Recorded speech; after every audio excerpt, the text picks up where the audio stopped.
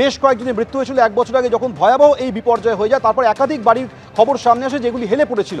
1 বছর ধরে প্রশাসন করলোটা কি?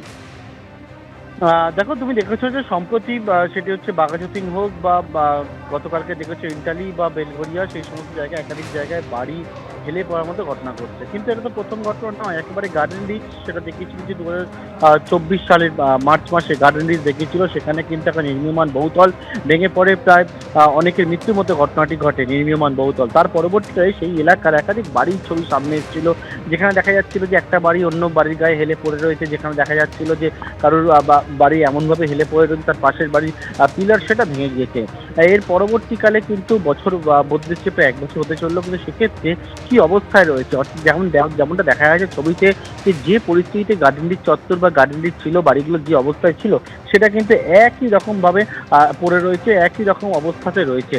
এবং সেক্ষেত্রে সেই বাড়িগুলোর ক্ষেত্রে কোনো কোনো জায়গাতে, যেমনটা অনেকেই বলছেন, যেমন বড় চেয়ারম্যান বলছেন, কোনো কোনো জায়গায় আইনি জটিলতা, সেই আইনি জটিলতায় এই কাজ করা যায়নি, বা কোনো জায়গায় বেআইনিভাবে যে নির্মাণের অভিযোগগুলো উঠেছিল সেই বেআইনি নির্মাণ ভাঙতে গিয়ে বড় চেয়ারম্যানের অভিযোগ যে বিভিন্ন সময় দেখা যাচ্ছে স্থানীয় থেকে শুরু করে প্রমোটার থেকে শুরু করে প্রমোটারের গুন্ডা বাহিনী তারা এসে কিন্তু গন্ডগোল পাকাচ্ছে। অর্থাৎ যে পর যে শহর কলকাতা একের পর এক জায়গায় যে ঘটনাগুলি ঘটছে, অর্থাৎ বাড়ি হেলে পড়ার ঘটনা, ভেঙে পড়ার ঘটনা ঘটলো আবারও। এবং সেক্ষেত্রে কিন্তু যে গার্ডেন রিচ চত্বর, যেটা আজার মোল্লা বাগান, তোমার নিশ্চয়ই মনে আছে, সেই চত্বরের পরিস্থিতির পর গার্ডেন রিচ এলাকার যে ছবি উঠে এসেছিল সেই ছবির কোনো বদল হয়নি।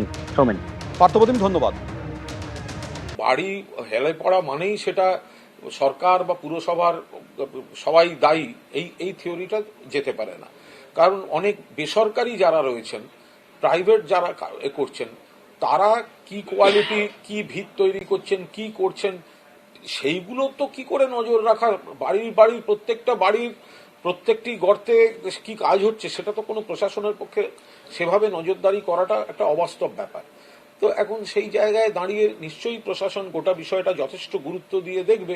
আবার যারা কিনছেন তারাও দয়া করে পুরোতস্তু যাচাই করে সবটা দেখা বা কেনাটা বুদ্ধিমানের কাজ, যে একটা যাচাই করে নেওয়া, পরে সবটা পুরসভার কর্তৃপক্ষ বা সরকার পক্ষের ঘাড়ে না চাপিয়ে। ফলে যদি কোথাও কোনো হেলে যায়, নিশ্চয়ই কেন হেলছে এগুলো দেখা উচিত, কিন্তু কথায় কথায় পুরো কর্তৃপক্ষ বা সরকার কর্তৃপক্ষ সরকারকে অ্যাটাক করাটাও ঠিক না। যারা কোনো সুরক্ষাই নেই, উন্নয়ন হেলে পড়েছে। সরকার, উন্নয়ন, বাড়ি সব একসাথে হেলে পড়ছে।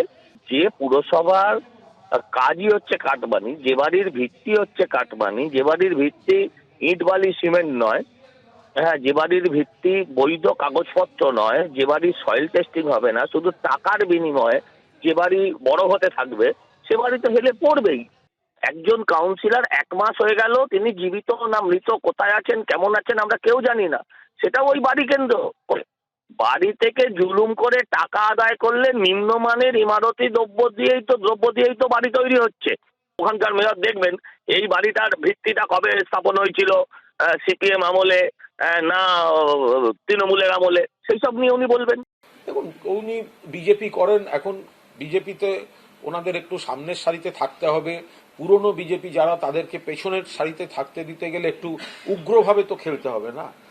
যারা তৎকাল বিজেপি, তাদের একটু উগ্রভাবে খেলতে হবে। তাহলে যখন তখন তৃণমূলকে আক্রমণ করতে হবে, খ্যাঁক খ্যাঁক করে আক্রমণ করতে হবে, নইলে তো পুরনো বিজেপির থেকে সরিয়ে সামনের দিকে প্রচারে থাকবেন কি করে। ফলে এই ধরনের কথা ওনাদের বলতে হয়। ইতিহাস সবাই জানে, কথায় কথায় পুরসভাকে ধরা এবং বাকি যে পকেটগুলোতে দায়িত্বের বিষয় রয়েছে সেগুলোকেও খতিয়ে দেখবেন না, এটা তো হতে পারে না।